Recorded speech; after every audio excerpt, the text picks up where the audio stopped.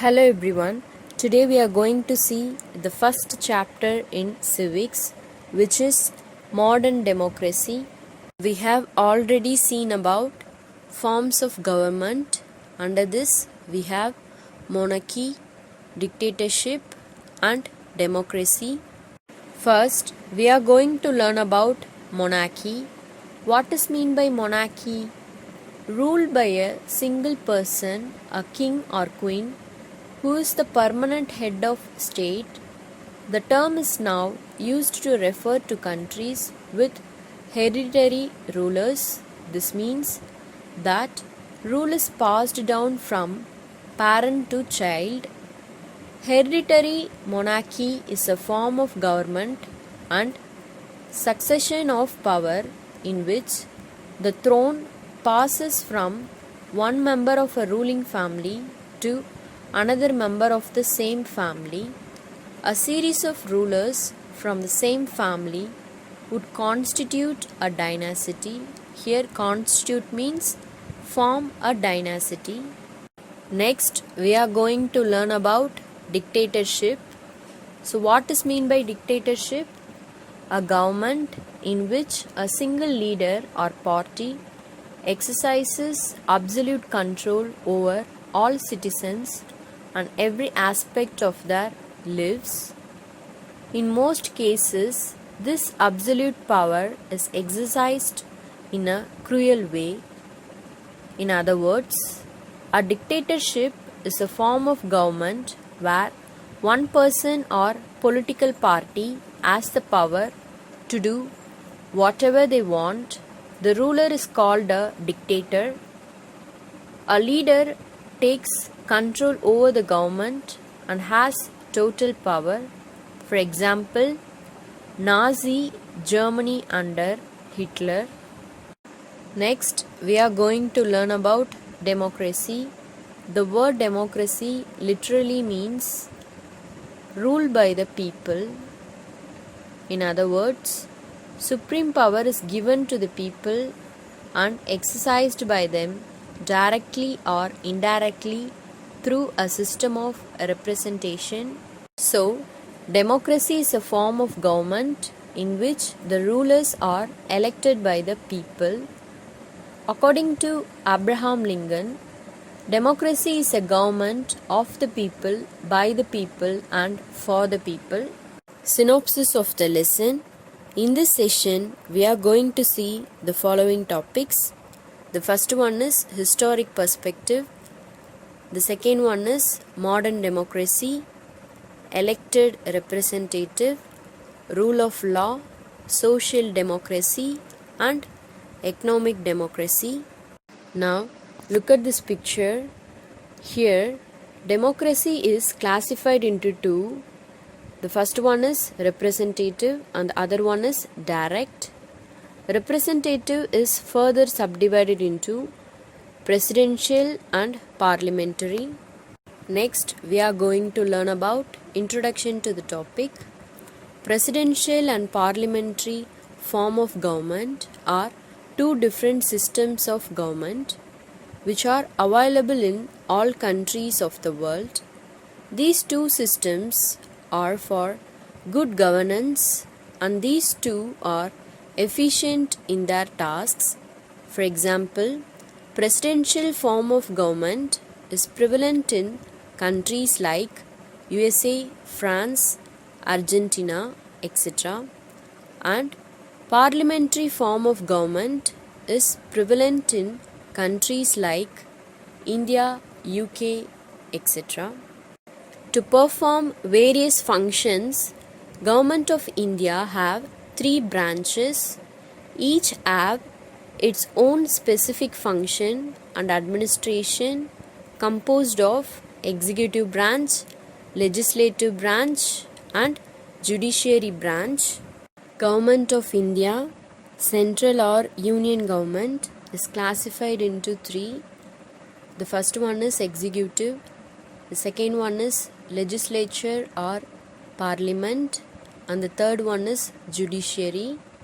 Executive consists of president, vice president, cabinet ministers. What are the major responsibility of the executive branch is to pass the laws made by the legislature. The second one is legislature or parliament. Legislature consists of Lok Sabha, which is your lower house, plus Raj Sabha, which is your upper house at central level, then Prime Minister, PM. So the major responsibility of legislature branch is to make laws.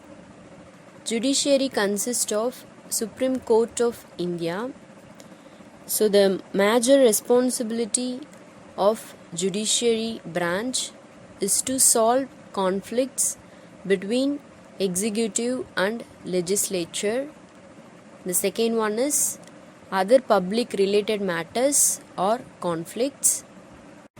Now let's see about definition of presidential form of government. When a country follows the presidential form of government, it denotes that there is only one person as the head of the state and government, that is the president.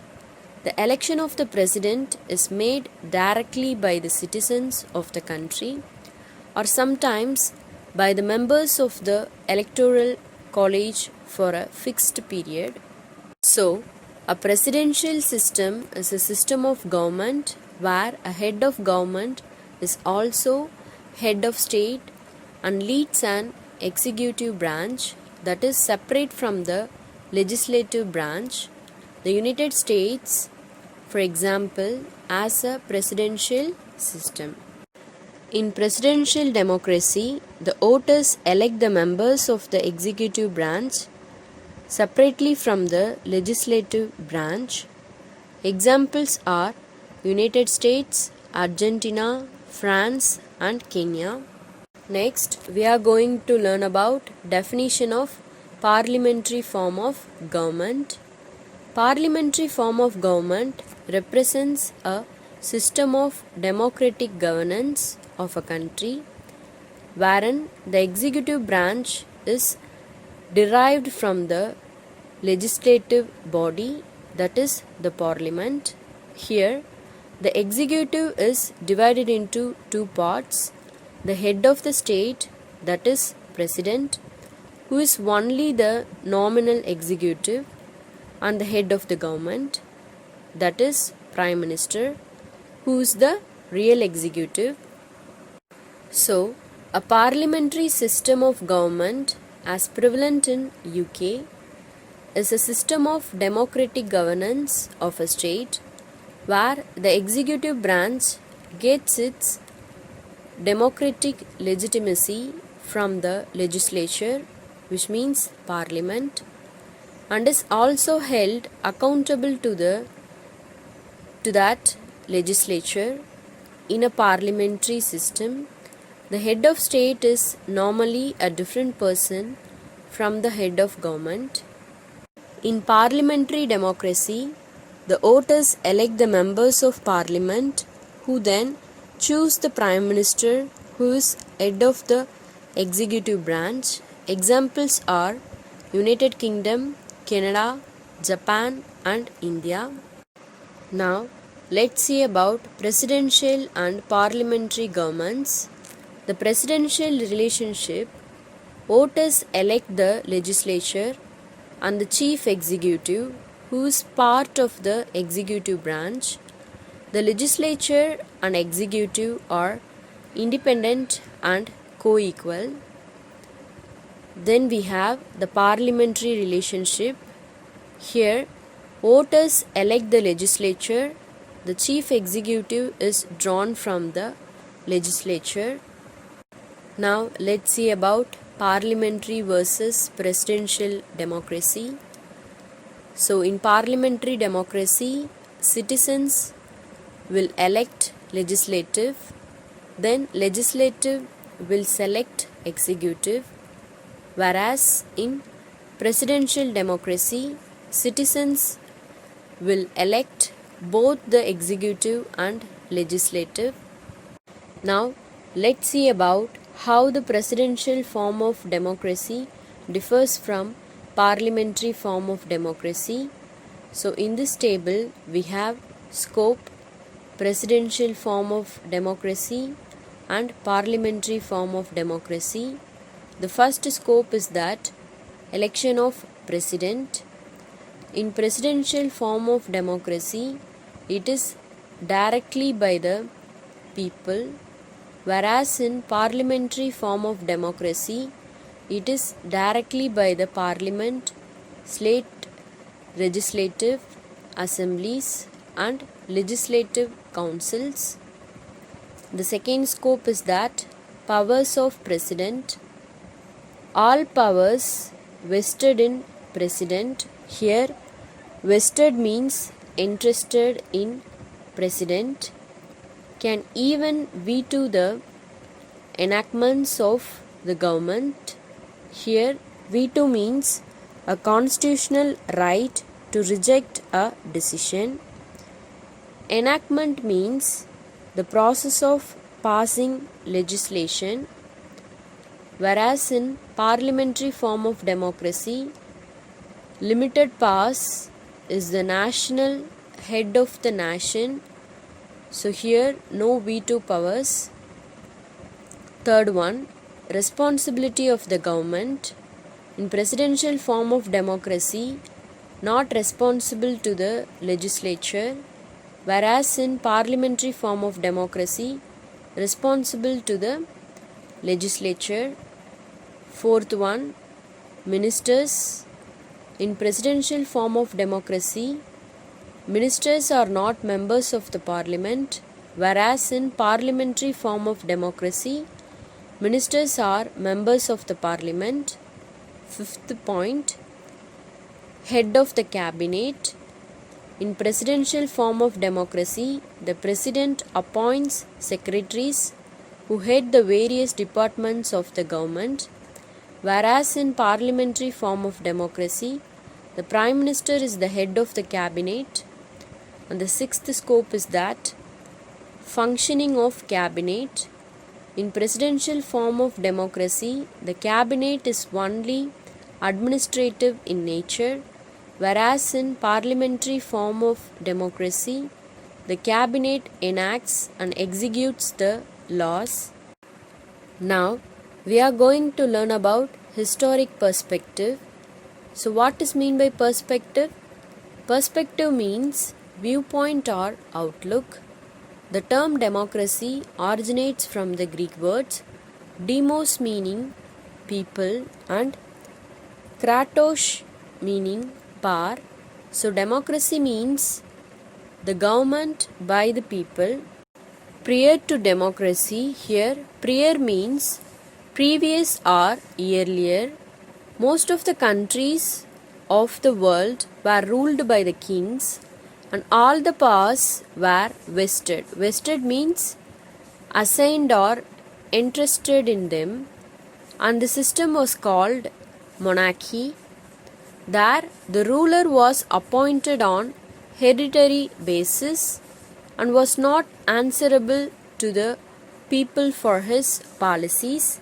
The concept of democracy can be traced means find or discover, to ancient Greece, where people used to get together at one place to exercise the power directly in deciding matters of state. It was called a direct democracy. This type of democracy was possible in those days as the states used to be very small, but with the gradual means slow increase of the size and population of the political units, it became impossible to arrange for large number of people to assemble at one place to discuss matters concerning them. It was at this time that the concept of representative democracy came into being and the system of voting started. People started to elect the representatives through the system of ballot, that is voting system. Here we can see the picture of ballot box. We shall now study why it is popular in most parts of the world, and later in the next chapter deliberate and understand the procedures of forming a government in a democracy, as this is what we follow in our country. Next, we are going to learn about modern democracy. Democracy is one system of the government which has become the most popular all over the world, and revolutions took place all over the world to establish this system.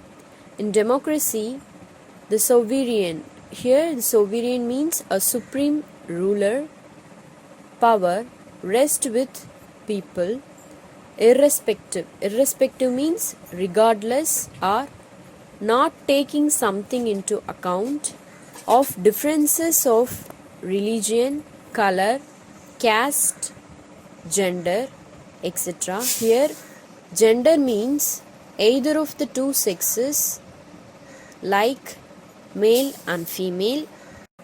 In a democracy, it commonly said ballot substitutes the bullet.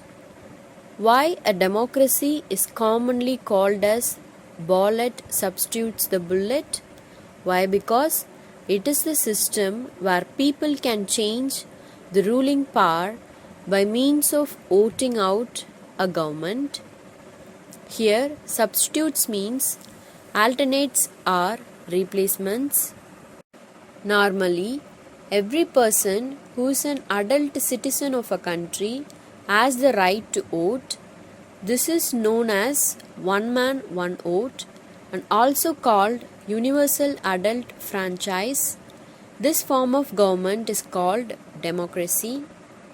Do you know Bhutan, a small country in India's neighborhood, changed its governance format from an absolute monarchy to multi-party democracy in 2008. Now, let's see the main characteristics of democracy are as under. The first one is elected representative. In democracy, representatives means spokesperson elected by the people make laws and frame policies of the government. All adult citizens have the right to participate, that is, vote in the elections. In India, the voting age has been fixed at 18 years of age. Free and fair elections are held at regular intervals. The people have the right to remove the government from power in the next elections if they are not satisfied with its performance. Next, we are going to learn about rule of law. So, what is meant by law? Law refers to a system of rules and regulations. Another characteristic of democracy is that it ensures rule of law. Law is supreme and everyone is equal in the eyes of the law. No one is above the law. So now you would thus realize why the oppressed people in monarchies and dictatorships united to revolt and chose democracy. Democracy gives people the choice and freedom to choose the people who will govern them.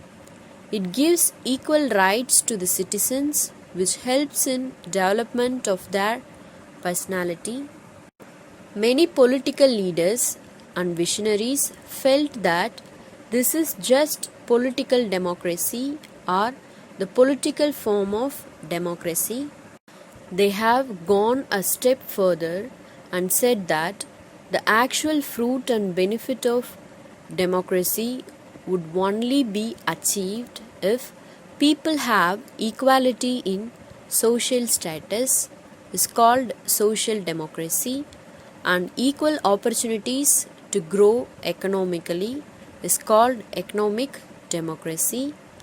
Thus, these two aspects also become essential. Essential means important part of democracy, as people should not be discriminated. Discriminated means differentiated against within their country. Next, we are going to learn about social democracy. Here, social means relating to society or its organization.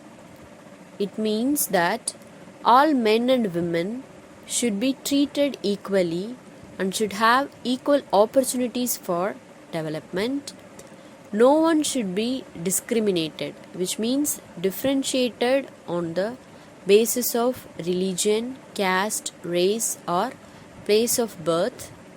Society should be free from the social evils like caste system. So what is meant by caste system? It is a social structure that divides different groups into ranked categories, that is higher or lower caste, and untouchability, which means it is the practice of discriminating various individuals and groups based on their caste. Next, we are going to learn about economic democracy. It means that all members should enjoy the freedom from exploitation. Exploitation means make use of any kind in terms of economic aspects. Here economic means financial aspects. They should have equal opportunities to earn their livelihood. Equal wages. Here wages means pays or salaries should be given to both men and women. The landlords, which means owners, and the entrepreneurs, which means businessman or business person, should not exploit the workers.